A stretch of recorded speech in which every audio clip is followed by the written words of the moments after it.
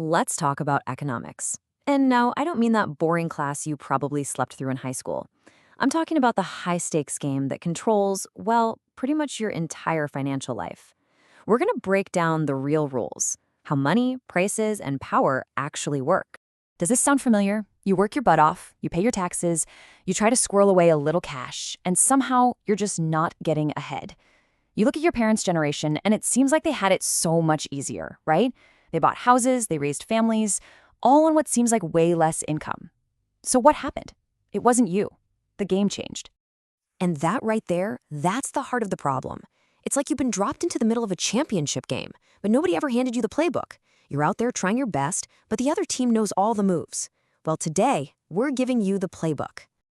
Okay, rule number one. The absolute foundation of this whole thing is scarcity. There just isn't enough stuff to go around. Not enough beachfront houses, not enough great jobs, not enough time in the day.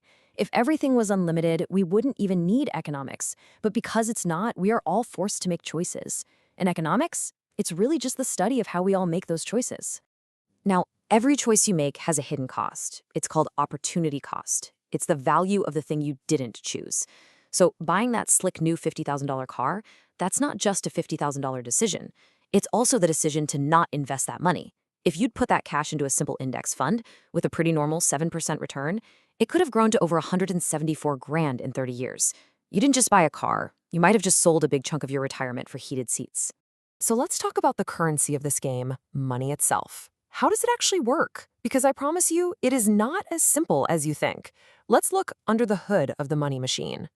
You know, we're all taught to think of banks like big, safe vaults where our money just sits. That could not be more wrong. They use a system called fractional reserve banking. You deposit $1,000, they keep a tiny fraction, say 100, and they lend out the other 900. That loan gets spent, then deposited in another bank, which then lends out most of that. And on it goes. Your initial $1,000 gets multiplied across the whole economy. And here's the mind-blowing part. Banks don't just store your money, they literally create new money out of thin air. So what happens when all this new money gets created? You get this, inflation. It's a pretty simple idea. More money chasing the same amount of stuff, so prices have to go up. Think of it as a hidden tax. Your salary might look the same on paper, but if everything you buy costs more, you're actually getting poorer. Just look at the US between 2020 and 2024. Inflation was over 20% total. So let me ask you, did you get a 20% raise in that time? If not, you took a pay cut. Now, sometimes inflation goes completely off the rails, and you end up with a number like this one, 3,000%. That was the annual inflation rate in Argentina back in 1989. Not 3%, 3,000. And this quote just perfectly captures the absolute terror of hyperinflation. Can you even imagine that? You get paid and you physically run to a store to buy anything, food, soap, whatever, because you knew your cash was losing value by the hour. It was actually safer to own a can of beans than it was to own the money to buy it. At the peak of this whole crisis, the government in Argentina actually printed a 1 billion peso note. 1 billion. You know what it was worth? $1. A billion pesos couldn't even buy you a cup of coffee. That's what happens when the people running the money machine lose complete control. Okay, so we've seen how money gets made, but who's actually setting the rules for this game?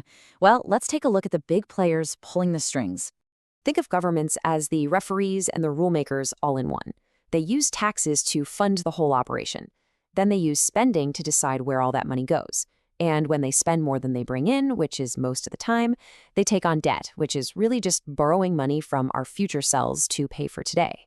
But here's one of the most important rules you need to know. Not all money is treated the same. The money you earn from your job, your labor, that gets taxed as income at rates up to 37%. But the money the wealthy earn from their investments, that gets taxed as capital gains at a much, much lower rate, like 15 or 20%. This right here is a huge reason why it's so hard to get rich just by working a 9-to-5. The game is set up to favor people who own things, not people who do things. So how do we tell if a country is winning this economic game? Well, the official scoreboard is called GDP. It's just the total value of everything a country produces and sells. But here's the problem with GDP. Imagine a massive hurricane completely destroys a city. Is that good or bad?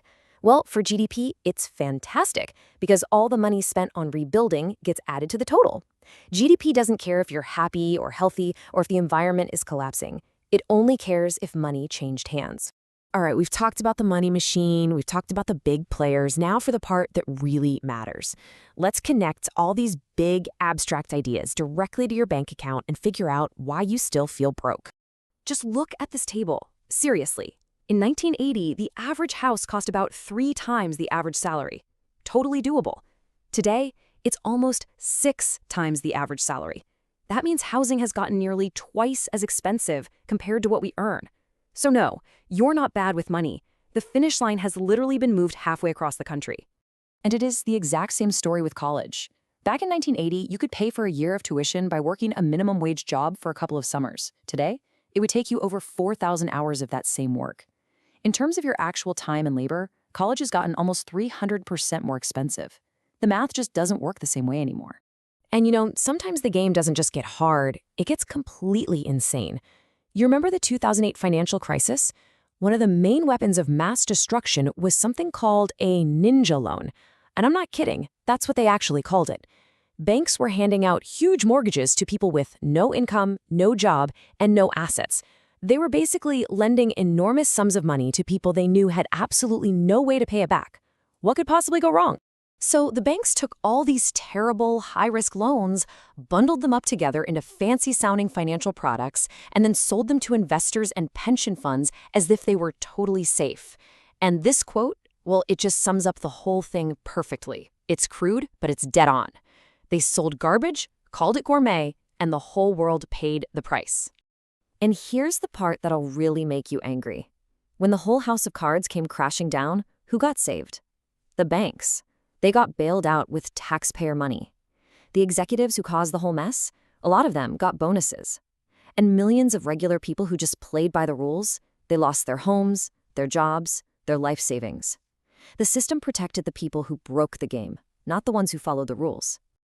Okay, so that's the bad news. The game is tough, and yeah, a lot of the time it feels completely rigged. But you are not powerless. Now that you know the rules, you can start building your own winning playbook. Let's get into what you can actually do.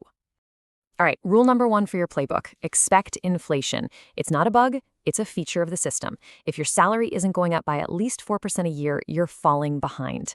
Rule 2, don't fight the central bank. When they raise interest rates, it's time to save and be cautious. When they lower them, it's time to borrow and invest. And rule 3, and this one is huge, focus on buying assets, not just stuff. Assets like stocks or real estate put money in your pocket. Stuff like cars and gadgets just takes money out of it. Next, rule 4. Make yourself valuable in a way a robot or someone halfway around the world can't. If your job can be done cheaper by code or by someone else online, it eventually will be. Rule 5. Learn the tax rules. They seem complicated, but things like a 401k or a Roth IRA are literally designed to give you an advantage. Use them.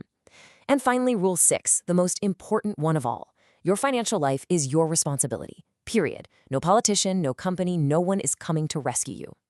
So, look, is the game rigged? Yeah, in a lot of ways it is. It's definitely harder for us than it was for our parents. But it's the only game in town. You can sit on the sidelines and complain about the rules, or you can learn how they work and start playing to win. Now you know why you feel broke. And more importantly, you know what to start doing about it. The only question left is, are you ready to play?